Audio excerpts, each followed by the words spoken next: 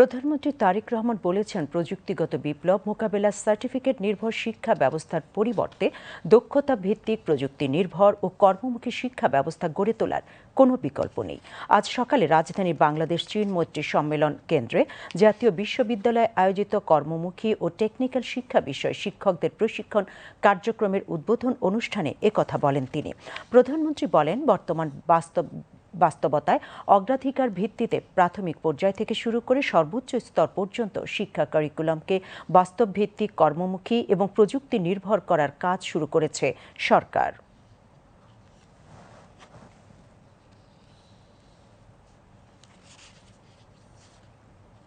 প্রযুক্তিগত বিপ্লব মোকাবেলায় সার্টিফিকেট নির্ভর শিক্ষা ব্যবস্থার পরিবর্তে বর্তমানে দক্ষতা ভিত্তিক, প্রযুক্তি নির্ভর এবং বাস্তব ও কর্মমুখী শিক্ষা ব্যবস্থার গড়ে তোলার মনে হয় কোনো বিকল্প নেই।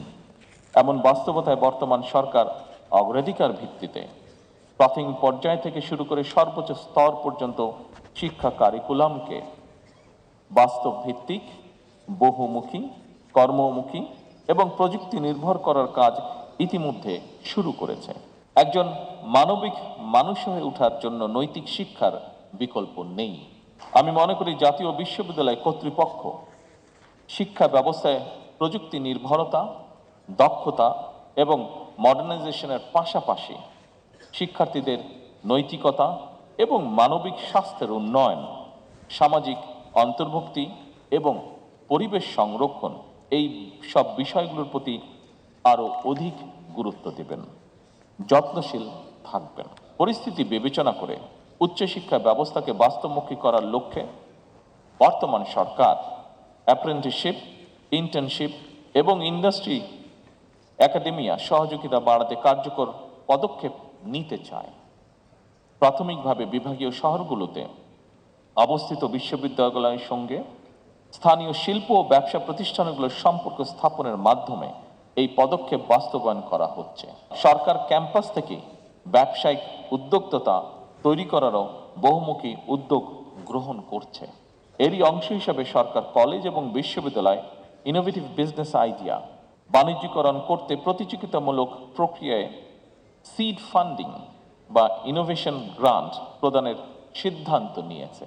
সরকার আশা করে এর ফলে অনেক আগ্রহী তরুণ উদ্যোক্তা নতুন এবং সৃজনশীল ব্যবসায়িক ধারণা বাস্তবায়ন করে দেশের অর্থনীতিতে অবদান রাখতে সক্ষম হবেন।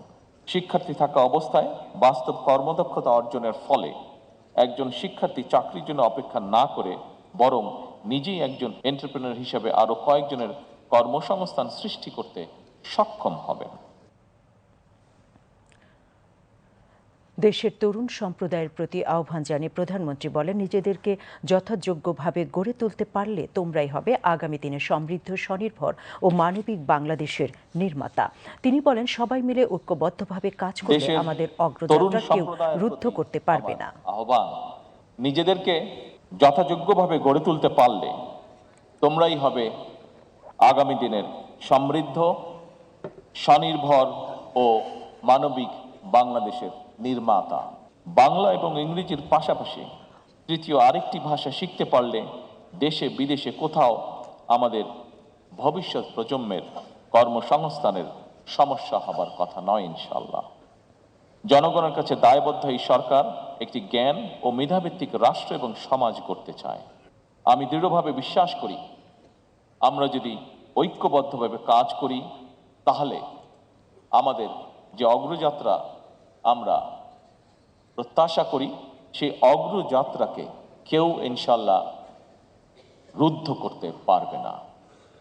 আসুন আমরা সবাই মিলে এমন একটি কর্মমুখী শিক্ষা ব্যবস্থা গড়ে তুলি যা কিনা শুধু সনদ প্রদান করবে না, বরং দেশে দক্ষ মানব সম্পদও সৃষ্টি করবে, জনসংখ্যাকে জনসম্পদে রূপান্তরিত করবে। শিক্ষা শুধু চাকরিজীবী তৈরি করবে না, বরং তৈরি করবে নতুন উদ্যোক্তা।